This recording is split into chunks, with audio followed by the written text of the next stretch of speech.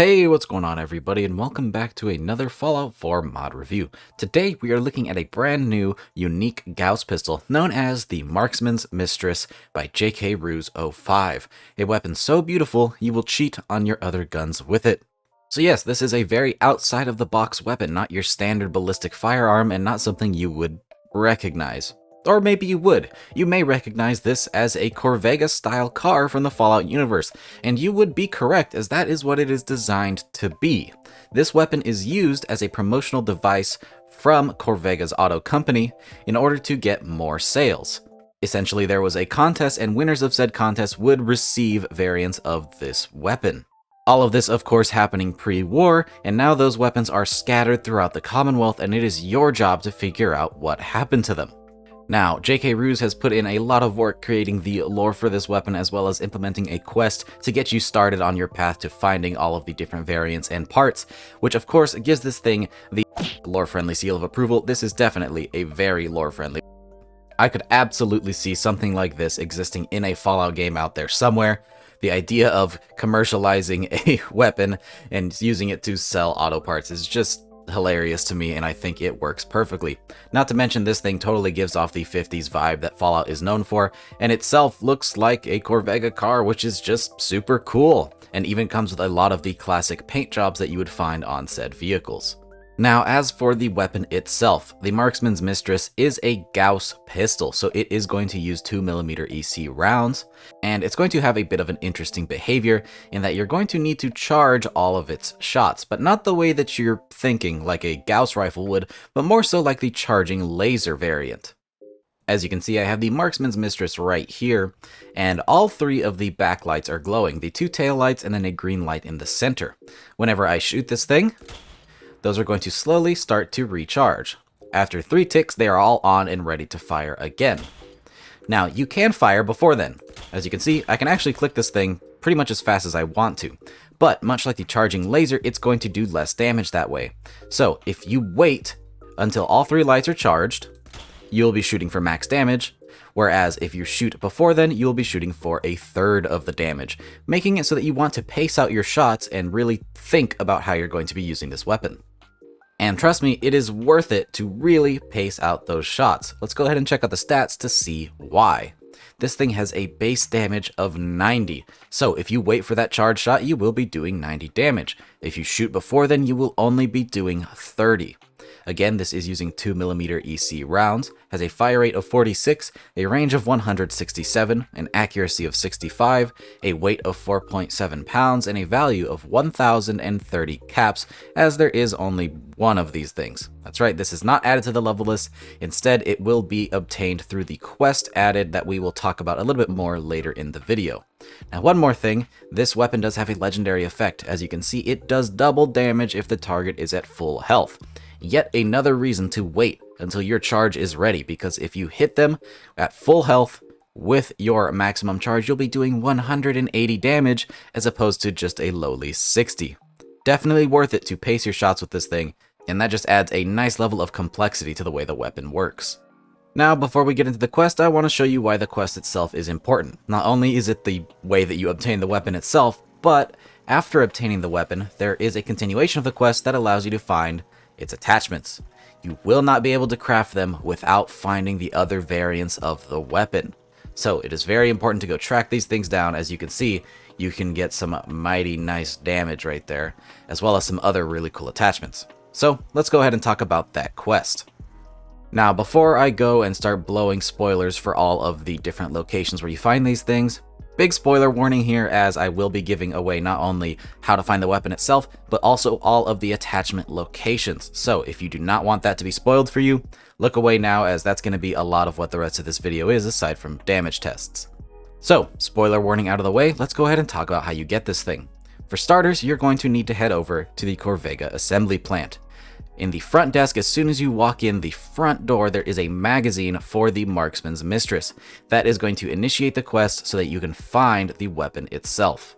From there, you're going to head over to the BADTFL regional office, where you can find the Marksman's Mistress inside of the evidence lockup room. Once you pick up the weapon, you will trigger a quest which is going to implore you to investigate for more information on the Marksman's Mistress.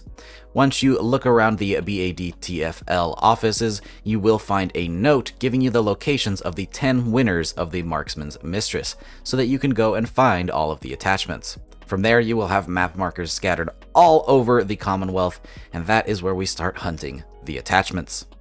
Now, the first of these parts that I went to track down took me over to Natick Banks. Right next to the Natick Police Department, you will find a house with the little quest marker.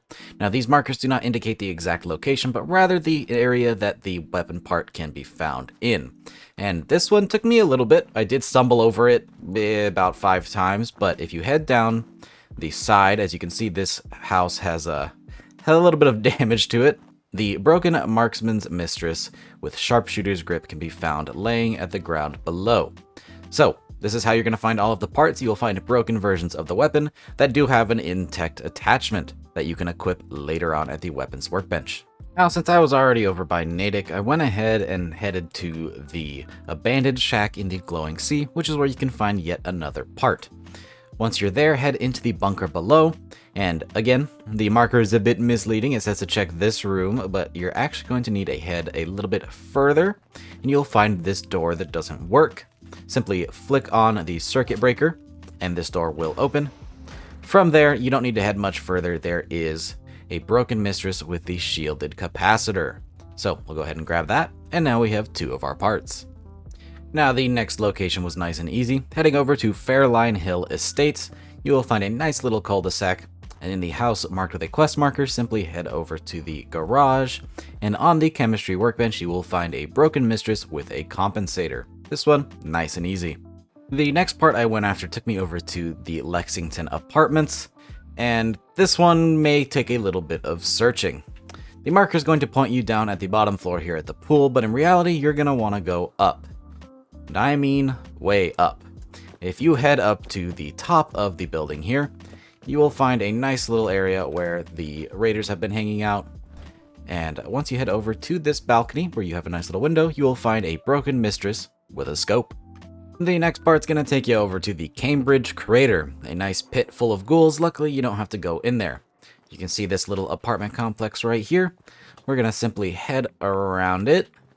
And once inside, after a little bit of finagling and jumping, you head up the stairs, and it's right here next to the TV. Here is a broken mistress with a comfort grip.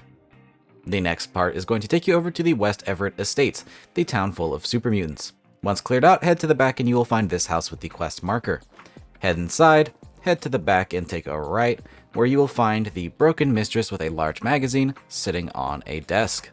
The next location will take you over to Salem, right next to the Museum of Witchcraft. The quest marker is going to take you over to this nice little house area here, but in order to get to the weapon itself, you actually need to go next door to this little brick house. Head inside and get up the stairs here, and then from here, you're going to want to jump over to the neighboring roof and up onto this desk, where you will find the mistress with the suppressor laying underneath this little wet bar. Up next, we've got another pretty easy one. Right next to the Reeb Marina, underneath that on the map, you will find another little house with a quest marker. You're simply going to head inside, head up these stairs, and right there on a little cabinet, you will find the broken mistress with a reflex sight. And finally, that's going to take us to our last location, which is actually Cabot House. Now, this one is going to provide the most difficulty, as in order to get to the weapon itself, you're going to need to get through this door, which is typically locked. The only way to get access to this door is to complete the Cabot House quest line. So you're going to have to do all of that before you can get up into this area and into this closet where you can find the final mistress with the extended capacitor, which you're actually going to have to steal. So keep that in mind. So yeah. Once you've completed all of that, your 10 Mistresses quest is done and you have all of the attachments for the Mistress. Now, with all that said and done, let's see what parts you actually get for the Mistress and what they do. Starting with our capacitors, we have our standard capacitor with 90 damage, the extended capacitor with 135, and the shielded capacitor with 180. For the grips, we have the standard grip, the comfort grip, and the sharpshooter grip. We do have access to a small and large magazine. For sights, we have the standard glow sights, the reflex sight, and the scope. For muzzles, we have no muzzle, a compensator, which looks like the front end of a car, which I really appreciate with the whole aesthetic we've got going on, and a suppressor. For grips, we have the standard walnut grip, a polished ebony grip, a red mahogany grip, and a whitewash grip. And then for colors, we have the standard Tiffany blue, the blue primary, polished steel primary, red primary, white primary, and yellow primary. Now for today's damage tests, we will be doing only 2 tests, one with the base damage and another with the maximum damage coming from the maxed out capacitors. And we'll just see how this thing does at a baseline and with all of its best parts. So let's go ahead and start with this Deathclaw over here with the regular Marksman's Mistress. We will be taking the time to charge between each shot. That way we get the maximum damage as if you were using this thing correctly.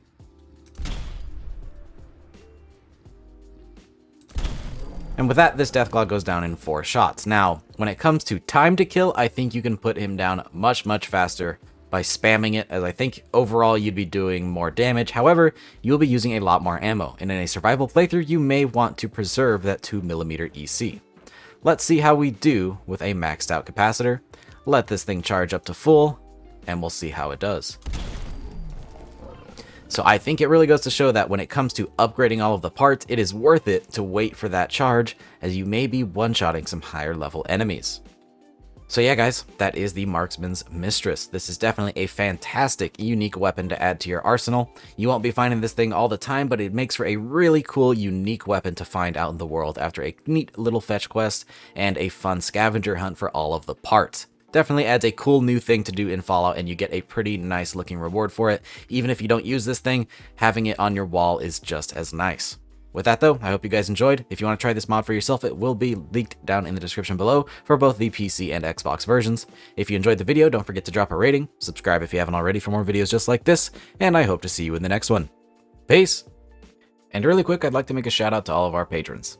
Your donations are greatly appreciated and really help to support the channel and videos just like this one. So again, thank you.